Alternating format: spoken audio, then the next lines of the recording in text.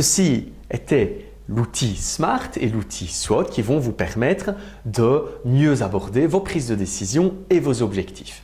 Une fois que vous avez pu mettre en place toutes ces réflexions, vous êtes prêt pour la concrétisation de votre projet et donc prêt à entrer dans la phase de pilotage de ce projet, de réalisation concrète de votre activité.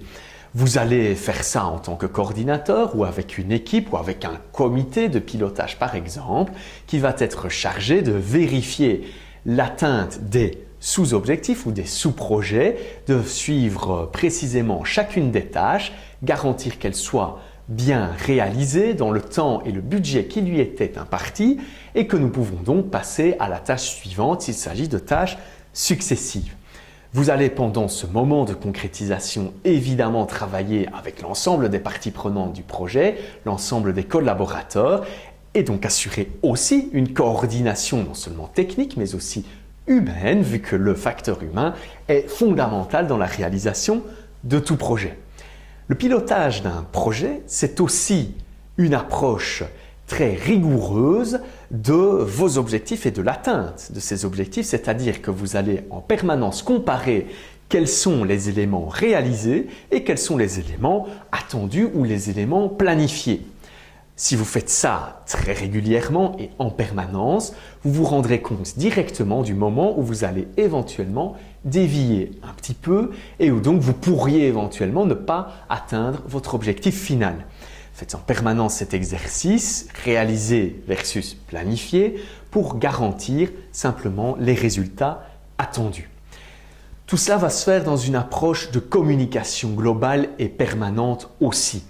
La communication avec votre équipe, avec vos partenaires, avec vos collaborateurs va vous permettre tout simplement de diminuer très fort les risques, de diminuer les erreurs et de garantir la bonne réalisation de manière sereine de votre projet. Pensez à la communication, elle est essentielle. Soyez très clair, soyez précis, définissez régulièrement les objectifs et les tâches à accomplir avec les personnes avec qui vous travaillez. Tout cela doit être limpide pour tout le monde et tout le monde doit avoir la même compréhension que vous de votre projet. Vous en êtes le coordinateur évidemment, mais vous devez partager énormément avec les personnes avec qui vous travaillez, cela va de soi. Vient ensuite la phase d'adaptation. Vous êtes toujours dans la concrétisation de votre projet, mais vous devrez mettre en place d'office une série d'adaptations parce que simplement certains changements peuvent intervenir en cours de projet ou bien vous devrez corriger certaines erreurs ou certaines déviations par rapport à la route que vous aviez définie précédemment. Vous allez donc là assurer le suivi précis du projet en vous référant toujours à vos objectifs initiaux qui sont cette lumière au loin que vous devez fixer en permanence. Si jamais vous vous en écartez ou si jamais vous déviez, pas de souci, vous mettrez en place des stratégies de correction, d'adaptation pour être sûr de pouvoir malgré tout atteindre cet objectif. Dans le cas de la réalisation de notre rénovation, vous pourriez par exemple pendant les travaux découvrir certaines mauvaises surprises auxquelles vous ne vous attendiez pas ou que vous auriez pu préparer dans votre analyse des risques et vous devrez donc les intégrer avec des stratégies de correction s'il s'agit de surprises particulièrement mauvaises. Par exemple, vous devez mettre en place une série d'activités supplémentaires ou de tâches supplémentaires pour régler un problème, par exemple, d'humidité dans le bâtiment. Cela va bouleverser d'une certaine manière votre organisation, mais pas de souci. Vous savez depuis le départ que vous êtes flexible et que vous allez prévoir des adaptations et donc des stratégies de correction de la voie à emprunter pour atteindre l'objectif initial. Il existe une série d'outils également qui vous permettent d'assurer le suivi de votre projet qu'on appelle des KPI ou bien en français des indicateurs de performance clés, c'est-à-dire des indicateurs idéalement chiffrés de manière encore une fois quantitative ou plutôt qualitative, mais qui vous permettront précisément de voir où vous en êtes et de mesurer où vous en êtes par rapport à ce que vous avez décidé. Ces indicateurs sont toujours, comme je viens de le dire, mesurables et associés à un objectif précis.